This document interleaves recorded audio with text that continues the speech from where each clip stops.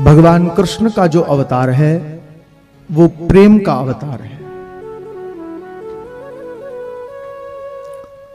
गत दिवसों से मैं आपको भगवान कृष्ण के अवतार के विषय में चर्चा कर रहा हूं कि यदि कृष्ण को पाना है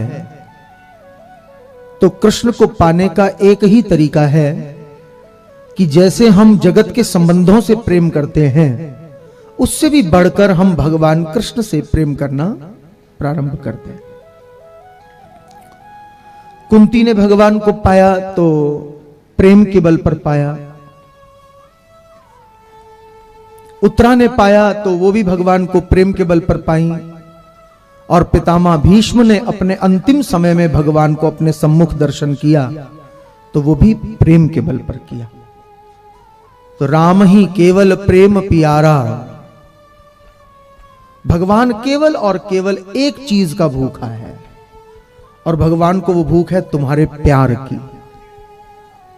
भगवान कहते धन मेरे पास बहुत है, भोजन मेरे पास बहुत है,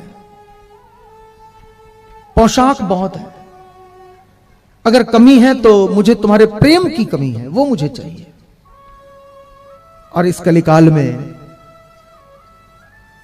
हम सब कुछ भगवान को दे रहे हैं लेकिन बस अपना प्रेम ही भगवान को नहीं दे पा रहे। इसीलिए भागवत महापुराण 18 पुराणों में इस कलिकाल में श्रेष्ठ कही गई, क्योंकि श्रीमद् भागवत महापुराण ऐसा ग्रंथ है जो भगवान से हमें प्रेम करना सिखाता है, जो हमें भक्ति की शिक्षा देता है। ज्ञान, वैराग्य, त्याग ये सब जगह प्राप्त होगा, परंतु भगवान से प्रेम कैसे किया जाए, भगवान की भक्ति कैसे की जाए, ये श्रीमद् भागवत महापुराण हमें शिक्षा देती है।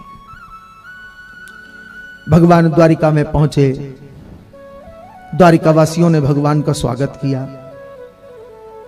महाराज हम तो अनाथ थे लेकिन आज आपके आ जाने के बाद हम सनाथ हो गए हैं।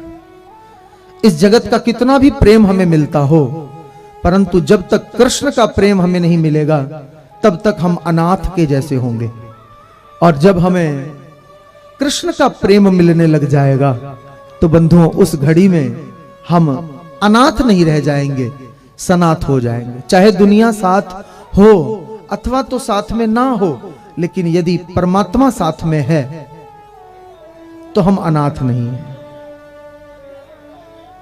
जिसके सिर ऊपर तू स्वामी सो दुख कैसे पावे, जिसके सिर पर भगवान का कृपामयी हाथ है, करुणामयी हाथ है, वो इस जगत में कैसे दुखी रह सकता है।